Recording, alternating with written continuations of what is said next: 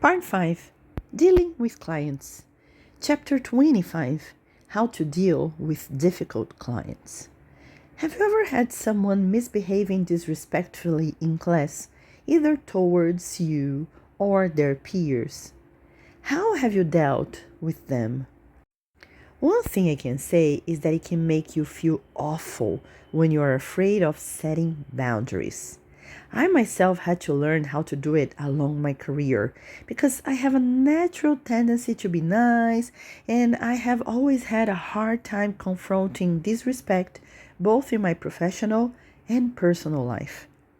What I can say is that avoiding confrontation, pretending not to see the disrespect, is not the best policy.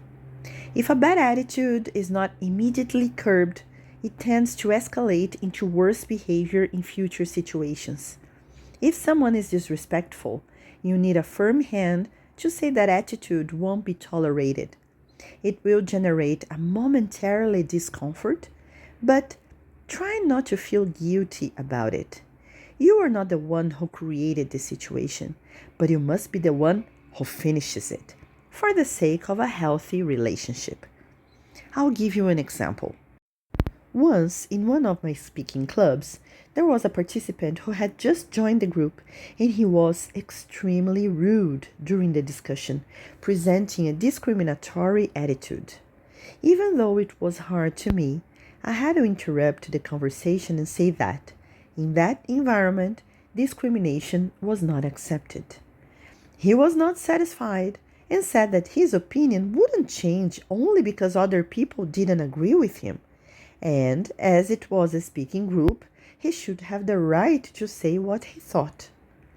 That was his viewpoint, but not mine. I don't think people have the right to be aggressive in any language, even if this disrespect comes disguised in sentences like, "This is my opinion." I heard what he said, but maintained my position of not accepting discrimination. After that, I changed the topic to bring lightness into the group again. Guess what happened after this meeting? That man canceled his contract. How would you feel if someone canceled their contract after such a situation? Would you feel guilty? Would you try to find a way of bringing this person back? Well, I let the client go, and I think it was the best decision for that group because peace returned to the club. Peace is priceless. Have I lost a client? Yes. Do I regret it?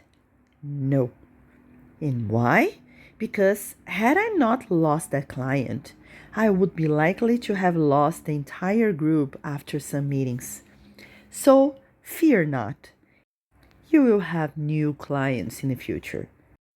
Another kind of problem that you might face is related to payment or lack of it.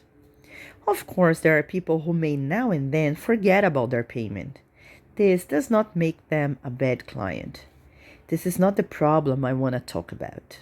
I'm talking about that kind of client who does not really care about others, who tends to believe they're always right, and the world exists to serve them. They may feel offended if we charge them, or if we charge them fees over overdue payments. Again, for this kind of people, a clear, well-negotiated contract will be extremely useful when such conflicts occur.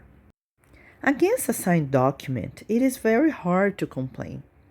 If the situation keeps repeating over and over again, it may be better to let them go.